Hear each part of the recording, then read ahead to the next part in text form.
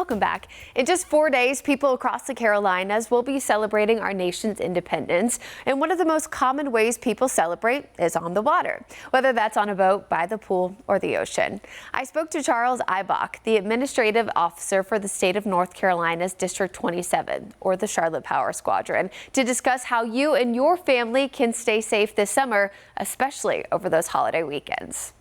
The most important thing would be to utilize life jackets for the simple fact that where we've had a number of drownings of late, those drownings would have easily been preventable had the people been wearing life jackets, and realized that on local lakes, Lake Norman, Lake Wiley, Mountain Island Lake, they're not swimming pools.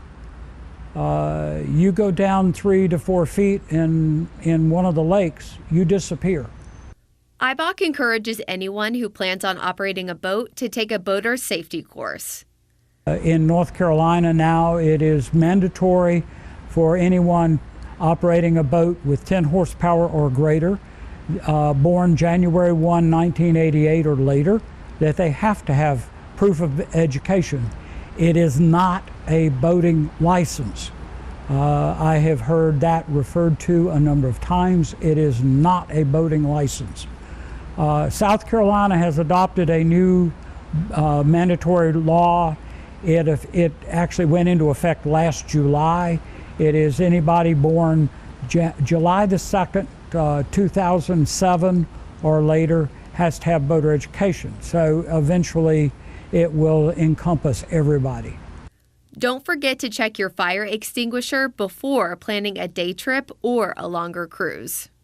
One of the newest things that most people are not aware of is that the Coast Guard has adopted the fire extinguisher UL rules for fire extinguishers, and you can no longer have a fire extinguisher on your boat that's over 12 years old.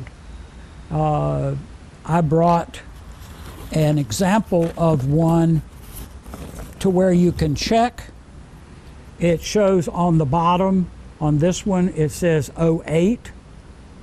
And if this fire extinguisher still would appear to be in good shape, it's in green and everything, and it probably would work, but it's no longer legal to have on a boat. Ibach also says boats built 2018 or later must have an engine cutoff switch.